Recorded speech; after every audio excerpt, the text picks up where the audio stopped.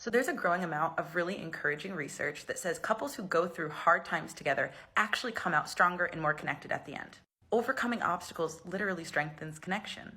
However, the obstacle that you're overcoming should not be your partner themselves. So as we all know, it's the end of summer wedding season, which also means that there's been a ton of anniversary posts. And I've noticed a concerning trend among them. There are certain phrases being used that are almost dog whistles indicating to me that something is not right in that marriage or relationship, and I want to talk about them.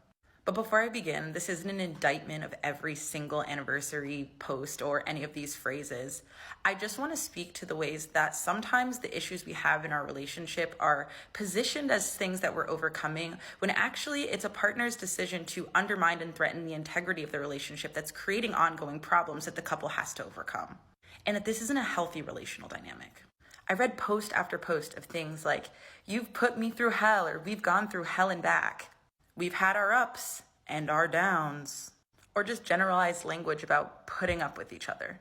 And when I read these posts largely from women, the place that my mind is summoned to is this question of, what happened to you this year?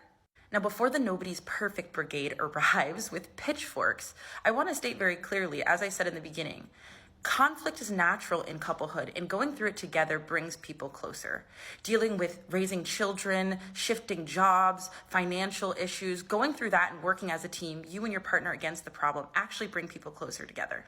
These are also normal issues to have in relationships. But my concern is that some of this language around overcoming obstacles are being used to justify and describe situations of abuse. Patterns of dishonesty, cheating, making poor financial decisions, and lying, hiding. These are not the types of struggles that we're talking about when we mean overcoming obstacles to strengthen the relationship. And the highs of a relationship aren't meant to be the reconciliation moments or the repair moments of the relationship. The highs of a relationship are supposed to be sustained. The benefits that we receive from being in caring, loving, connective, supportive partnerships.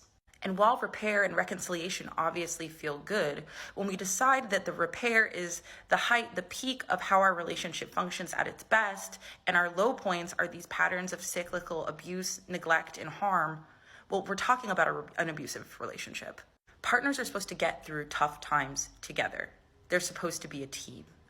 We're not talking about people who repeatedly bring in or introduce problems over and over again that threaten the sanctity of the relationship itself, the stability of the relationship itself. Both partners should work to protect the relationship. And part of that work is protecting the relationship from ourselves, as in making sure that our decisions, actions, and behaviors serve the safety of our partner and our partnership. I don't think we should normalize relationships where the problems or the things to be overcome are issues that are being actively introduced into the relationship due to the carelessness or disregard of one partner to another. I don't think we should normalize relationships where the obstacle to be overcome is someone's chronic mistreatment or dehumanization of another.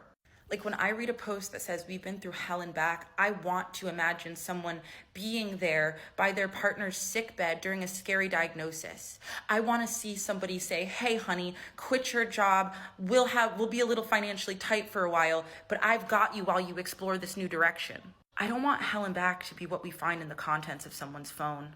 I don't want hell and back to be a disrespect or a disregard for family in favor of boys' nights out or alcohol. And I think everybody deserves highs and lows that are bigger and better and more abundant than the warmth that comes after an "I'm sorry" or after a big fight.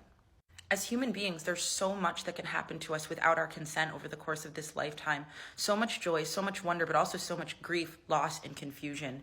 Our relationship should be a sanctuary, a respite where we can go and tend to ourselves, tend to our needs, and feel loved, supported, cared for, and connected to.